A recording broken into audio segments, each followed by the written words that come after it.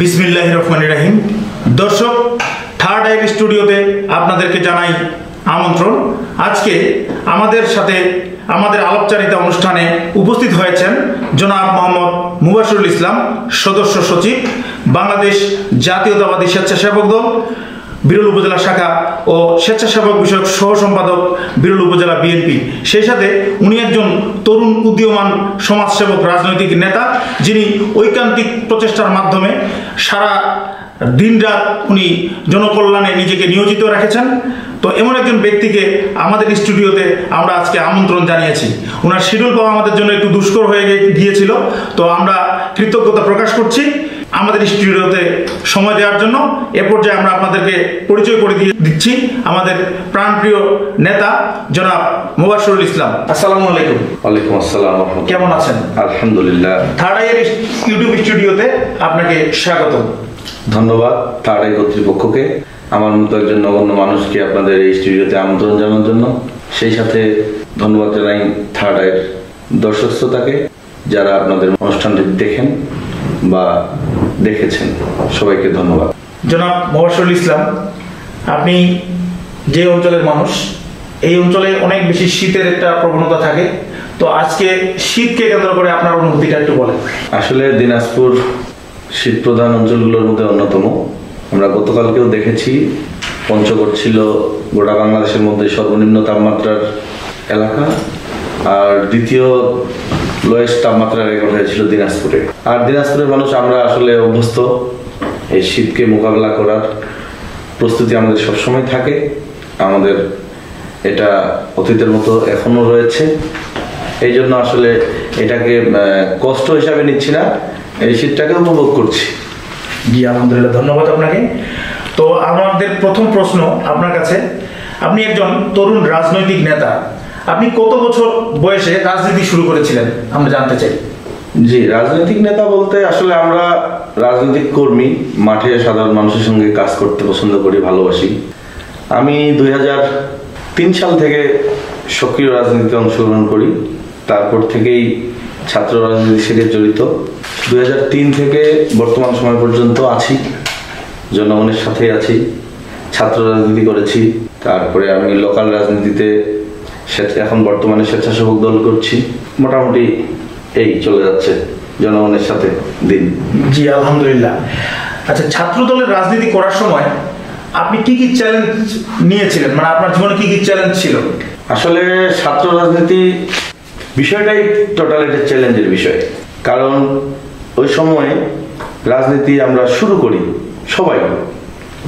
ছাত্র জীবনের রাজনীতি যেমন স্পিড থাকে, উচ্ছ্বাস থাকে, কাজের গতি থাকে, তেমনি ভাবে কিছু কষ্টকর সাইড আছে, যেটা আসলে ছাত্র রাজনীতি যারা করেনি ওরা কখনো বুঝবে না।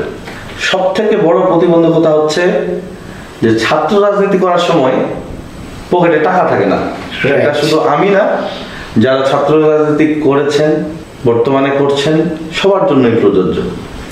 যারা রাজনীতির বাইরে থাকেন, আমাদের বয়সে আমরা যখন ছাত্র রাজনীতি শুরু করেছি, ওই বয়সে দেখা যায় যে বাবা মার কাছ থেকে টাকা নিয়ে অনেকে পার্কে ঘুরতে যায়, অনেকে সিনেমা দেখতে যায়, অনেকে বন্ধু বান্ধব নিয়ে ঘুরতে যায়। কিন্তু আমরা সে সময় বাবা মার টাকা দিয়ে যেটিও আমাদের ঘুরতে যাওয়ার কথা ছিল, সিনেমা দেখতে যাওয়ার কথা ছিল, সেটি আমরা এই ছাত্র রাজনীতির পিছনে ব্যয় করতাম। আমরা তখন সাইকেল নিয়ে এই বিরল উপজেলায় প্রতিটি ইউনিয়নে আমরা ঘুরেছি। যদিও বাইকের খরচটা ছিল না, কিন্তু ছাত্র রাজনীতি করলেও যখন আমি এক এলাকা থেকে আরেক এলাকায় মুভমেন্ট করব বা করেছি, তখন কিন্তু আমার মিনিমাম একটি খরচ ছিল। আমার কখনো কোনো কলেজে গিয়েছি, কখনো কোনো এলাকায় গিয়েছি, কোনো ইউনিয়নে গিয়েছি, সেখানে 10টা ছেলের সাথে বসেছি, সেখানে কিন্তু একটা মিনিমাম খরচ থেকেই যায়। কিন্তু এটি মানে বহন করা আমার ক্ষেত্রে শুধু নয়, আমার মনে হয় প্রতিটি ছাত্র নেতা এই বিষয়টা আসলে ফেস করেছেন। তারপরেও আমি বলবো যে এই কষ্টের মাঝেও, শত কষ্টের মাঝেও, শত প্রতিবন্ধকতার মাঝেও ছাত্র রাজনীতি যারা করেননি ওনারা জীবনে অনেক কিছু মিস করেছেন। আর যারা ছাত্র রাজনীতি করেননি ওনারা আসলে রাজনীতির ভিত্তি আসলে ওনাদের আসলে ওইভাবে শক্ত হয় না বলে আমি মনে করি। জনগণের পালস বুঝতে গেলে, কর্মীদের পালস বুঝতে গেলে ছাত্র রাজনীতি অত্যন্ত জরুরি, সেটা যারা করতে পেরেছেন, আমরা বাংলাদেশের ইতিহাস ঘাটলে দেখতে পাবো বাংলাদেশকে যারা নেতৃত্ব দিচ্ছেন, বাংলাদেশে যারা এমপি মন্ত্রী হয়েছেন, এই রাষ্ট্রকে যারা পরিচালনা করছেন, তারা সবাই মোটামুটি ছাত্র রাজনীতি থেকে উঠে আসা, মাঠের রাজনীতি থেকে উঠে আসা। ধন্যবাদ আপনাকে। আমাদের আরেকটা প্রশ্ন হচ্ছে, বর্তমানে আপনি স্বেচ্ছাসেবক দলের নেতা, বর্তমানে আপনি আপনার সংগঠনটি কিভাবে এগিয়ে নিতে চান আর কি আমরা জানতে চাই। ধন্যবাদ আপনাকে, সুন্দর একটি প্রশ্ন এবং গুরুত্বপূর্ণ প্রশ্ন করলো। আসলে স্বেচ্ছাসেবক দল নেতা বলতে, স্বেচ্ছাসেবক মানেই কিন্তু স্বেচ্ছায় শ্রম দেয়া। এটি আমার জন্য সহজ ছিল এই কারণেই যে স্বেচ্ছায় শ্রমটা আমি ছাত্র জীবন থেকেই দিয়ে আসছি। এই যে ছাত্র রাজনীতি আমাকে এই শিক্ষাটা দিয়েছে। তো যারা ছাত্র রাজনীতি করে তারা এটা অনুভব করবে যে তাদের পরবর্তী পথ চলাটা আসলে সহজ হয়ে যায়। স্বেচ্ছাসেবক দল করা নিঃসন্দেহে একটি চ্যালেঞ্জের বিষয়, কারণ এই দলটি গঠিতই হয়েছিল বিভিন্ন দুর্যোগ মুহূর্তে, বিভিন্ন প্রতিকূল পরিস্থিতিতে, সেটা রাজনৈতিক হইতে পারে, অর্থনৈতিক হইতে পারে, ভৌগোলিক হইতে পারে, পারিপার্শ্বিক হইতে পারে, আবহাওয়াজনিত হতে পারে, এরকম যে কোনো দুর্যোগ মুহূর্তে মানুষের পাশে দাঁড়ানোটাই হচ্ছে স্বেচ্ছাসেবক দলের কাজ। তো সেদিক থেকে যদি আমি চিন্তা করি, তো আমি নেতা নই, আমি আসলে স্বেচ্ছাসেবক দলের একজন কর্মী। আর আমার এই সংগঠনটি আসলে আমরা এগিয়ে নিয়ে যাচ্ছি দুর্বার গতিতে।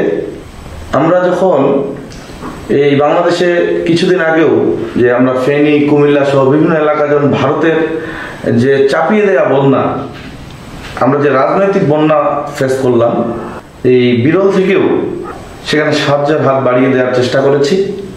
আমরা বিরলে অর্গানাইজ করে সেখানে বন্যা পরিস্থিতি মোকাবেলা করার জন্য আমরা আমাদের স্বেচ্ছাসেবক দলের কর্মীরা সবাই ঐক্যবদ্ধ হয়ে আমাদের সাধ্যমতো অর্থ জোগাড় করে আমরা সেখানে ত্রাণ পৌঁছানোর চেষ্টা করেছি এবং পৌঁছিয়েছি। তো স্বেচ্ছাসেবক দল আসলে এগিয়ে যাচ্ছে দুর্বার গতিতে, এগিয়ে যাবে। শুধু তাই নয়, এই যে বাংলাদেশের নতুন যে বাংলাদেশ সৃষ্টি হলো ছাত্র জনতার আন্দোলনের মাধ্যমে, এখানে স্বেচ্ছাসেবক দলের একটি বড় ভূমিকা ছিল। এখানে আমরা প্রতিটি মুহূর্তে আমরা ছাত্র জনতার পাশে ছিলাম, ছাত্র জনতার সাথে আমরা কাঁধে কাঁধ রেখে যে আন্দোলন সংগ্রাম করেছি সেটা শুধু নয়, আমরা বিভিন্নভাবে সেখানে পানির ব্যবস্থা করেছি, শুকনো খাবারের ব্যবস্থা করেছি। আসলে স্বেচ্ছাসেবক দলের যা করার দরকার আমরা সেটাই সবসময় করার চেষ্টা করেছি এবং আগামী দিনেও করবো ইনশাল্লাহ। ধন্যবাদ আপনাকে। এ পর্যায়ে আমরা জানতে চাচ্ছি, বিগত সরকারের পতনের পরে স্থানীয় পর্যায়ে একটি রাজনৈতিক চাঞ্চল্য পরিস্থিতি বিদ্যমান ছিল। আপনি বা আপনার সংগঠন সেই সময়গুলো কিভাবে মোকাবেলা করেছিলেন আমরা জানতে চাই। ধন্যবাদ একটি সমসাময়িক গুরুত্বপূর্ণ প্রশ্ন করার জন্য। আপনি ঠিকই বলেছেন, যখন এই ছাত্র জনতা এবং গণতান্ত্রিক আমি সকল রাজনৈতিক দল, আমার দল বিএনপি সহ সকল গণতান্ত্রিক আমি দল যখন এই হাসিনা সরকারের পতন ঘটালো, হাসিনা সরকার এবং হাসিনা যখন পালিয়ে ইন্ডিয়ায় আশ্রয় নিল, আসলে চলে তো গেছে শুধু হাসিনা, কিন্তু তার যে দোসররা তারা তো আসলে পালায়নি বা অনেকেই পালাতে পারেনি। তো তাদের যে চক্রান্ত সেটা তো অব্যাহত ছিল। এই সরকার পতনের পর সব থেকে খারাপ পরিস্থিতি ছিল, তারা সংখ্যালঘুদেরকে হাতিয়ার হিসেবে ব্যবহার করেছিল। তারা বিভিন্ন জায়গায় রিউমার ছড়িয়েছিল যে আজকে অমুক হিন্দু এলাকায় আক্রমণ হবে, আজকে অমুক হিন্দু এলাকায় আক্রমণ হবে। অন্য এক জায়গায় গিয়ে আরেক এলাকার কথা বলতেছে যে আজকে অমুক হিন্দু এলাকায় হামলা হয়েছে, তোমরা আজকে বাসায় থাকিও না, তোমরা আজকে চলে যাও, আজকে তোমাদের এখানে হামলা হবে। তো এই পরিস্থিতিটা মোকাবেলা করা সত্যি আমাদের জন্য অনেক কঠিন ছিল।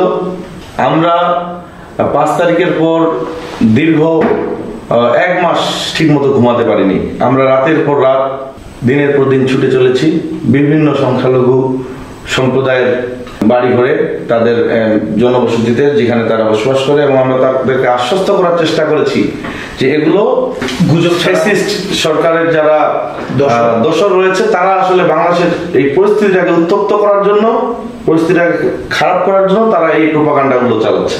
তো আপনারা ভয় পাওয়ার কিছু নেই, আমরা আপনাদের পাশে অতীতেও যেভাবে ছিলাম এখনো আছি, ভবিষ্যতেও থাকবো। তো তারা আমাদের কথায় আশ্বস্ত হয়েছে তারা আসলে আমরা এই যে তাদের প্রোপাগান্ডা, এই মিথ্যাচার, এই ফ্যাসিস্ট আওয়ামী লীগের যারা দোসর, তাদেরকে আসলে তাদের এই ষড়যন্ত্রকে আমরা আসলে জনগণের সাথে কাউন্সিলিং করে আসলে এই ষড়যন্ত্র নস্যাৎ করে দিতে সক্ষম হয়েছি।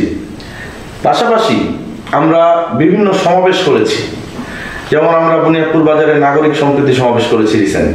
সেখানে হিন্দু, মুসলিম, বৌদ্ধ, খ্রিস্টান সবাই ছিলাম, আমরা সবাইকে নিয়ে সম্প্রীতি সমাবেশ করেছি।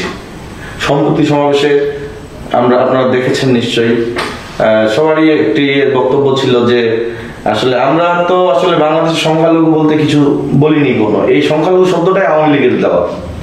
তারা সবসময় এই হিন্দু সম্প্রদায়ের মানুষকে তাদের রাজনৈতিক হাতিয়ার হিসেবে ব্যবহার করেছে।